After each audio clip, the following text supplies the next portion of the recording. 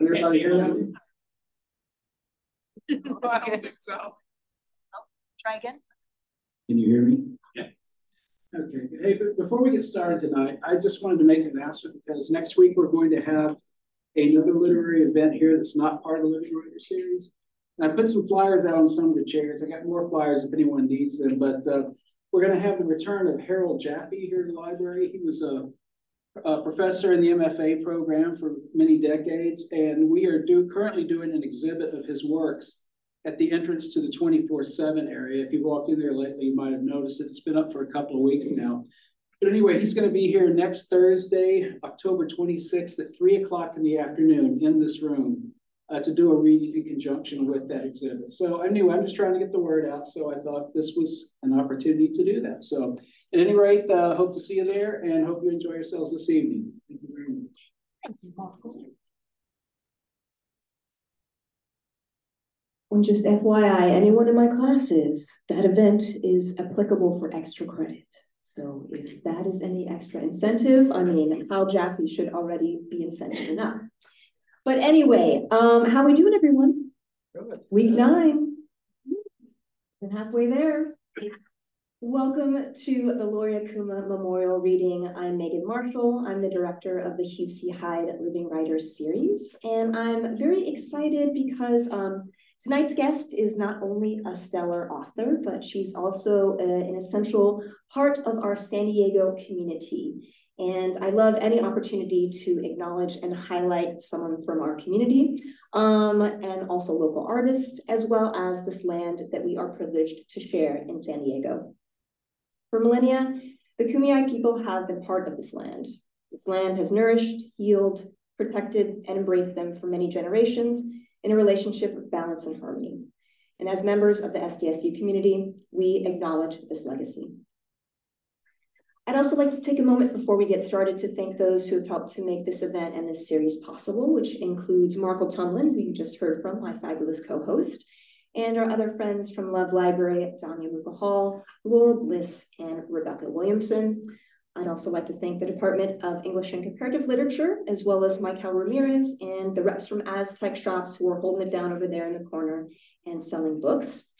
And tonight I'd like to issue a very, very special thanks to the Okuma family for the endowment that allows us to honor the memory of a very, very special SDSU MFA alumna, Laurie Matsueda Okuma, by featuring the work of a women poet or prose writer. In addition to earning her MFA here, Laurie also taught creative writing and literature courses and was committed to bringing attention to women's writers whose voices are often marginalized. So we're happy to celebrate her legacy tonight, along with her family's continued support, and I'd ask for a round of applause to celebrate that.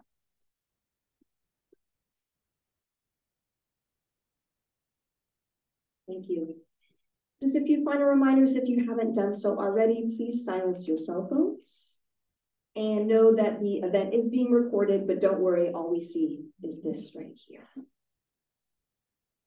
All right, it is my honor and pleasure to introduce our featured writer. Tracy Badua is an award-winning Filipino American author of several books about young people with sunny hearts in a sometimes stormy world, including Freddie versus the Family Curse, which is a winner of the 2023 Society of Children's Book Writers and Illustrators Sid Fleischman Humor Award, and the Tome Society's It List Book Award. This is not a personal statement, which is the winner of the AudioFile Magazine Earphone Award, and most recently, the Takeout.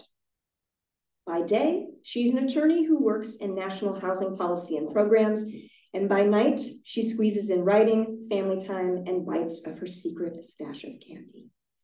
Tracy served as article editor for the California Real Property Journal and was a Round 8 mentor for Author Mentor Match, as well as a 2021 Pitch Wars mentor, and is actively involved in the Filipino American lawyer community.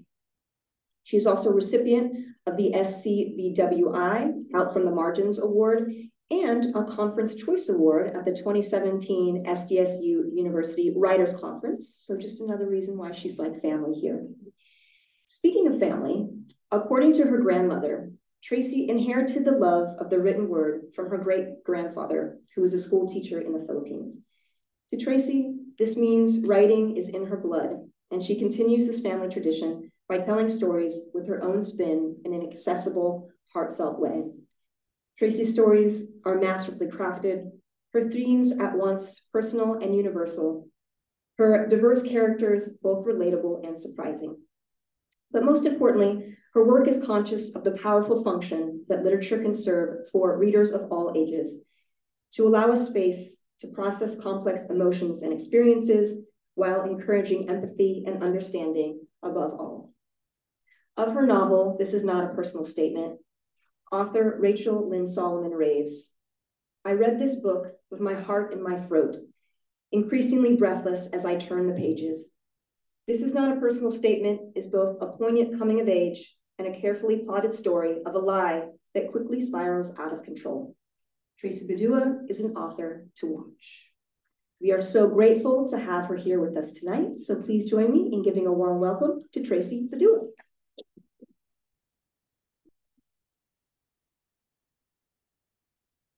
Right, so let me adjust a little bit because I think I'm probably shorter than most people who come to the podium.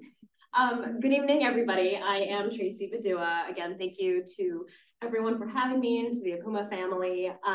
I wanted to read to you today from, as was mentioned, This Is Not a Personal Statement. And so this book is about a girl who does not get into her dream college, so she decides to Photoshop an acceptance letter and show up anyway.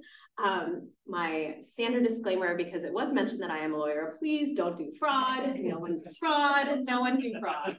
Wherever the camera is, don't do fraud. Okay. So a little bit more about this book. The main challenge in writing this was creating a main character that was believable and that you didn't hate. And I say that because the premise does sound kind of far-fetched. It's kind of out there, like, how are you going to pretend you're like a college student and be on campus for that long? But I feel like you guys would understand how easy it is to just literally walk into a lecture hall and just kind of sit there and hang out. And as I was researching and writing this book, I started seeing more stories out there about folks who, for example, there was somebody who pretended to be a Stanford student for something like 8 months. There were people who pretended to be grad students and they would just kind of hang out in like the classrooms or in the labs, and like it's not uncommon to see folks at all hours in academic settings. So it didn't raise any flags until they noticed, like, oh, this person just kind of like, you know, they have all their stuff over here and all their like ramen cups are over here. So I wanted to make sure that I was knowing that this actually does happen. I wanted to make sure that I was capturing what would drive someone to do this. What would drive somebody to, you know, I didn't get into any college, let me just go ahead and just fake it and actually move on to campus. It's a pretty drastic, I feel like it's a pretty drastic move from getting a rejection letter, because, you know, who among us hasn't been like rejected like 1,000 times, you know, applying for jobs or colleges or anything. So to go from that to, I am just going to fake it till I make it. So the selections that I chose tonight were really geared towards that question of what would drive somebody to do this? Because when you are writing these main characters that you're kind of worried that people are going to hate, it doesn't so much matter that you love the character that you're reading about. You have to at least understand them. You have to get where they're coming from, because if you kind of get like, okay, I see why she did this. I don't agree with it, but I see why she did this. That is what will keep people reading, because I think the second you're just like, I don't know why they do this, they're making the worst mistakes and there's no reason why and there's no explanation, you know, close the book and you move on with your life. And that's kind of one of the things you have to balance, especially with this book, which was kind of pitched as more like commercial / literary, but more on the commercial side, and that it's more like fun and voicey and it's a young adult book. Like, you kind of have to get young readers turning the page. I can't just hope that they'll finish it. I am competing with so many things out there, like the internet. Like, how am I going to compete with the internet? But so the more that I can draw people into the character, the more I can make them at least relatable / understandable. Like that is what I tried to do with this. So I'm going to start let's see. I'm going to start in the first chapter to at least kind of set the stage for, what we're dealing with here. Like, what is, main character's name is Perla. What is Perla dealing with? Oh, actually, you know what? Before I do that, if you notice, I brought in 2 books. This is the advanced reader's copy. So this goes out before this guy goes out, and this goes out to reviewers and bookstores and so forth. And in this one, they actually let me put a letter from the author in the front. So let me go ahead and read that first, because it's one of those things that, I spent some time writing and then it didn't make it into the actual book because it does go to early reviewers. Dear reader, when I began writing this book, I simply wanted to tell the story of a girl pretending she got into her dream college to avoid getting in trouble with her family and embarrassing herself among competitive classmates. I quickly realized that exploring this idea wouldn't be simple at all. It would require me to dig deep into what would make someone go to such lengths to hide a truth that could shatter their life and self-worth.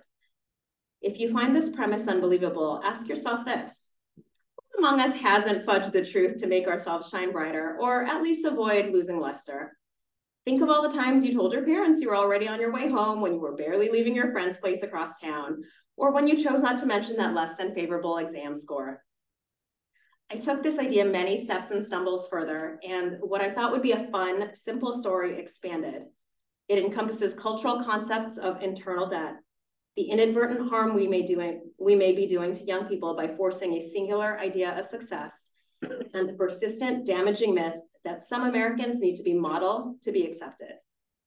The main character, Perla, is fictional, but the competitive environments and narrow, rigid expectations that constrict her may be all too real and relatable for some. Perla is a mirror of how we falter and crack under the extreme pressure, internal and external, to be perfect. This may sound heavy, but I promise there's some light and joy in here too. It's my hope that any readers who find Perla's statements more personal than they'd like find ways to soften the pressure put on them by others or even themselves. You're doing the best you can, and there will always be a way forward, even if it's not always the one that you planned for. And if you're reading this for the sheer mystery of whether Perla will get caught, I hope you enjoy the story for the stressful romp that it is, and perhaps rethink any trespassing plans you may have for the evening. Thank you so much for reading. So that was the author's note that I got to put at the front of the book. Okay, so diving into the book itself, as I said, I'm gonna read from the beginning. I think this is still from chapter 1, fast forwarding just a little bit. She is at school. She is, waiting for her dad in the parking lot, and people around her are talking about the acceptance letters that they may or may have gotten. They're sitting in their inboxes, they're sitting in their mailboxes. Okay. Let me find it here.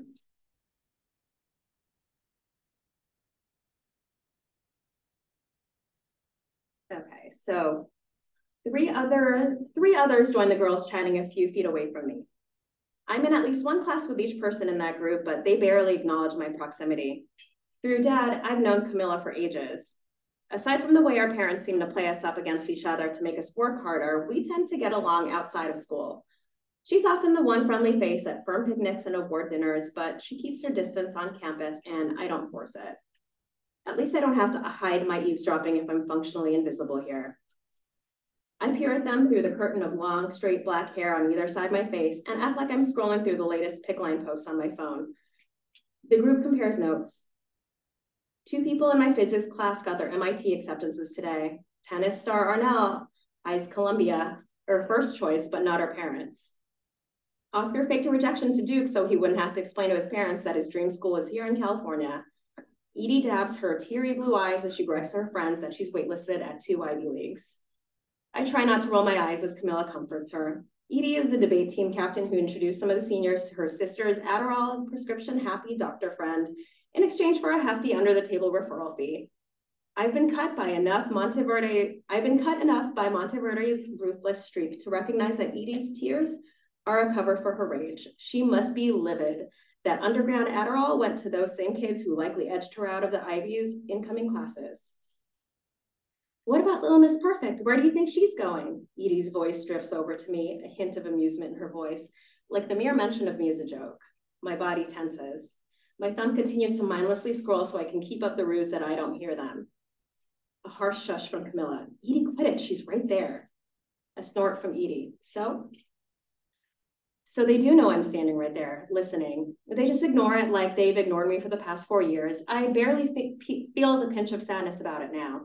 Perfect Curly Perez, a nickname that I obviously did not come up with myself and have not managed to fight off, is better than this, better than them and their pettiness.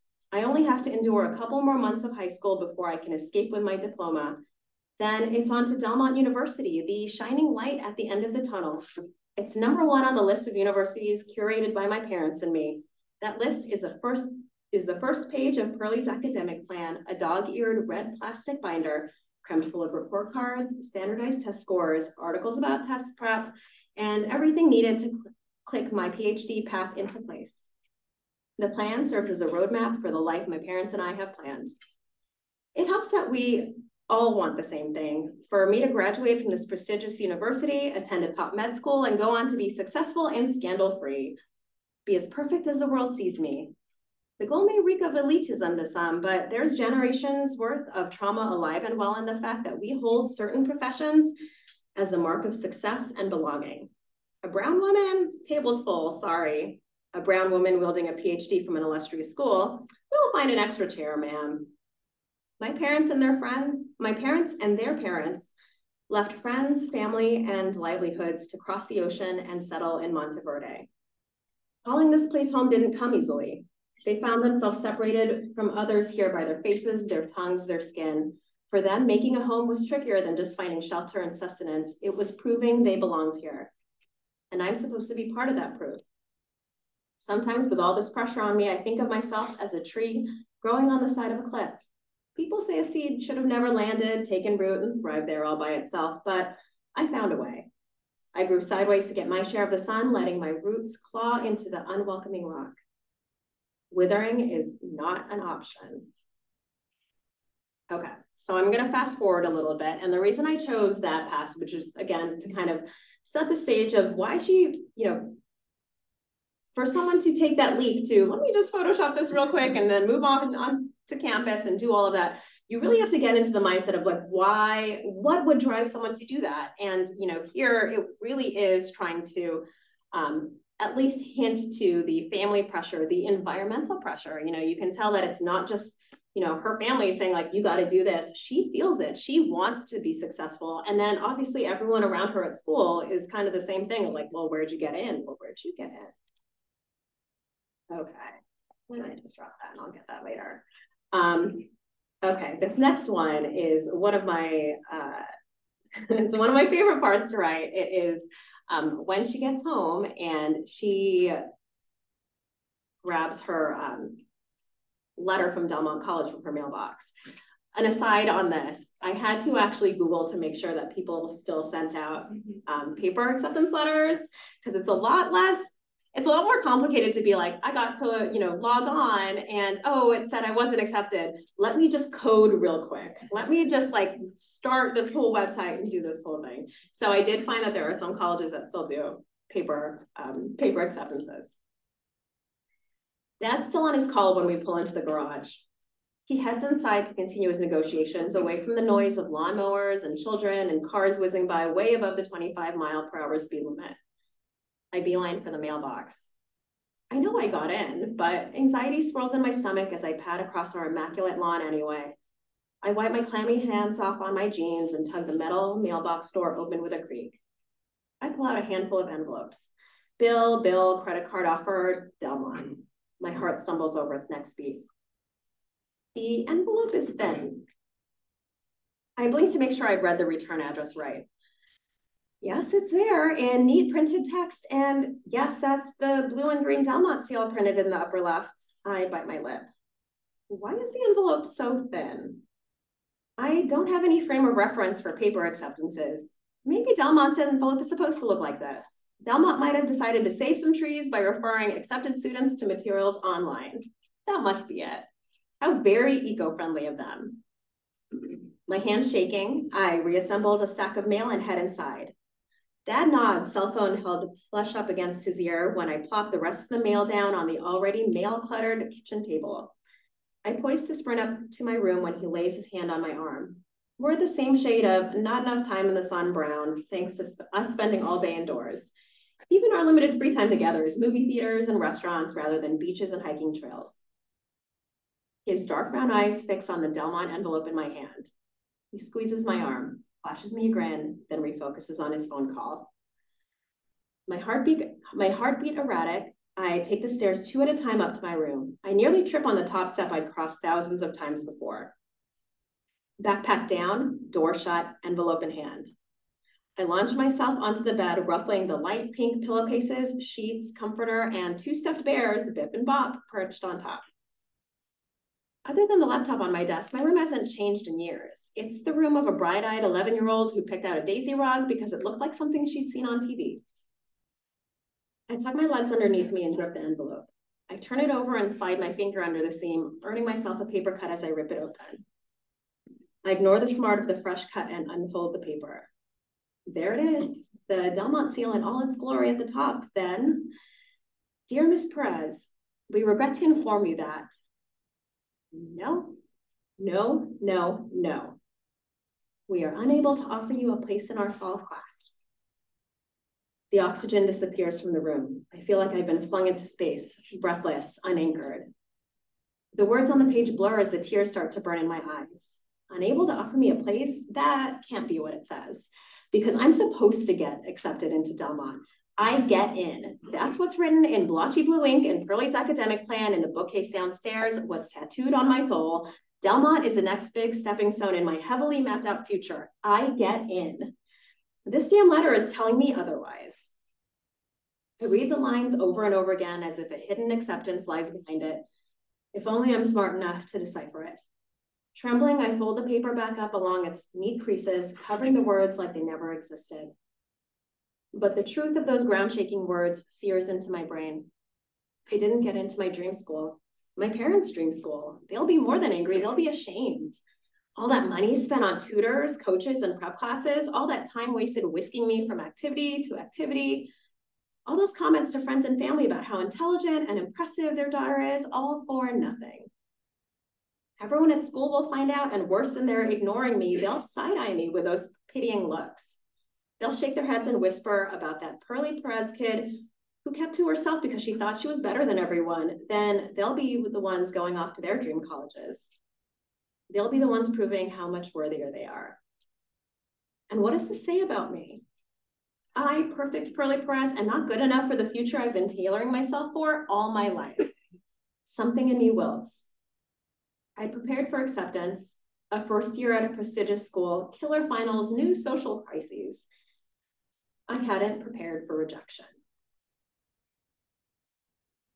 All right, so that was, again, her very dramatic not getting into her school. And again, building on the passage that I read previously, this is us seeing how the pressure is getting to her. You know, you see it building up in the first couple of chapters, and then, you know, I think this is chapter 3, but you finally get to the point where, you know, she breaks, and you see early on that she's got that family pressure, the school pressure, the cultural pressure, this idea that, you know, the generations before you like worked really hard and came here. So what are you going to do? You're not going to go. You're not going to fight for this.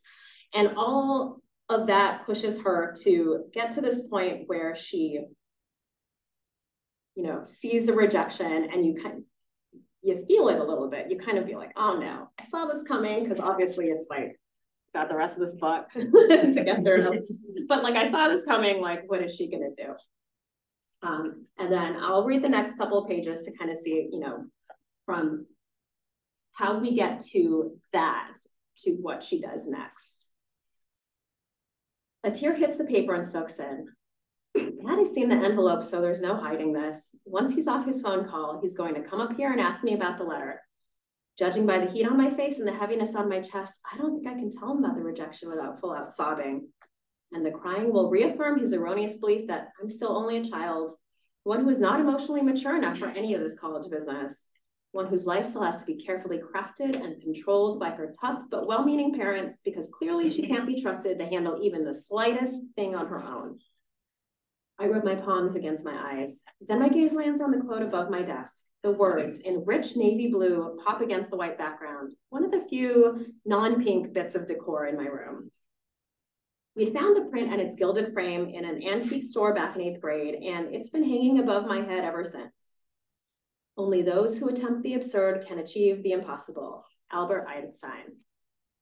An actual genius, a parent-approved role model for a 16-year-old. My eyes narrow in on a few words, the rest fading. Attempt the absurd. An idea ignites in my brain, one so wild, so absurd, that my heart thumps that extra beat it missed earlier when I'd seen the thinness of the Delmont envelope. I'm at my desk, one hand on the keyboard, the other on the mouse, before my brain registers that I've moved. I can fix this. I will fix this. I unfold the letter, purposely averting my eyes from the evil we regret to inform you. I place it into the feed of my 4-in-1 printer that my parents moved into my room from their office so I could print and proofread my essays without disturbing them. The scan button flashes bright yellow, and the hum of the scanner soothes my jagged, jittery nerves. I open up the image in Photoshop, and it's quick work to splice out the letterhead and pull sample acceptance language from the internet. I've thrown a line about welcome materials being available online to explain the shamefully tiny envelope.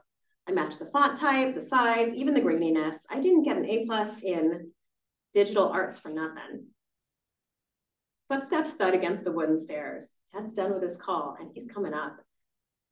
I hit print and stretch for the ripped envelope on the worn carpet. My revised Delmont letter finishes printing, and despite the shaking of my limbs and the riding of blood in my veins, I fold it into thirds. I crinkle and play with the paper a little to give it a worn, not fresh from the printer feel, and 4 knocks rattle my bedroom door. Dad's knuckles might as well be battering rams. Can I come in? He asks. I do one last swipe across my eyes to dry any remaining tears and force my voice steady. Sure. He swings the door open and leans up against the doorframe. His suit jacket and tie are off, and he looks relaxed, even happy. Of course he'd be happy. He believes his daughter gone into Delmont. So I hand him the envelope with a fake admission letter. The real denial letter is toasting in the scanner bed. Drawing from every bit of that A- I'd gotten in drama, I paint a small smile on my face and hope a glimmer makes it to my eyes. See for yourself. Dad draws out the forged letter and reads. The world goes silent and still then, and my forced breathing sounds ragged in my own ears. Will he spot this as a fake immediately? Maybe I spelled something wrong. I should have proofread it. Acid rises up in my throat and I shift in my chair. It squeaks beneath me, but Dad keeps reading despite the distraction. I pinpoint the exact moment my lie takes root because the tiny pinch between his brows loosens. I thought I'd be relieved, but the acid surges once more. This isn't some small white lie about finishing a project early or that no one's got their AP practice test results back yet.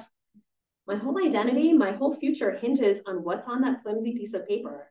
It's too late to come clean now. Dad raises his sparkling eyes to me and pumps his fist in the air like his team just got a win at work. Despite knowing the truth, I curve my mouth into a big goofy grin that matches his. He hands me back my forgery, then pulls me in for a quick, tight hug. You did it. Good thing we didn't waste that time and money on NYU then, right? He reaches his phone and dials Mom. I just knew you'd get accepted into Delmont, Pearly. I didn't doubt it for a second. I lean back into my chair, that grin stuck painfully on my face like I stapled it there. Neither did I. All right. So that is all I had planned on reading. I don't know if you wanted to do questions now or after, but this is not a personal statement. We'll save it.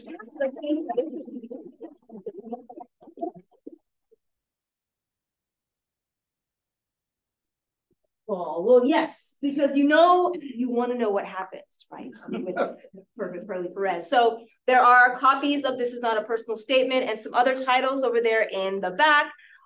They make great gifts for spooky season, right? How about one more round of applause for Tracy?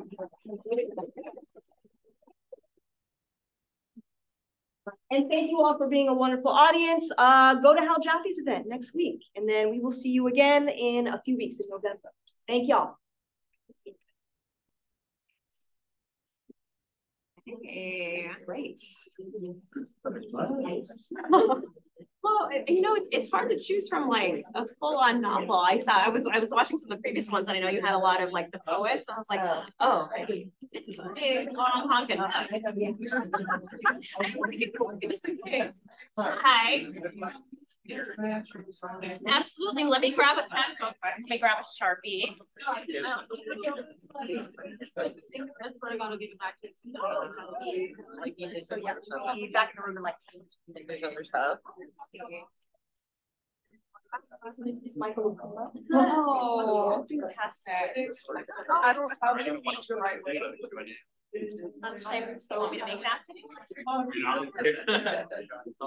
Yeah.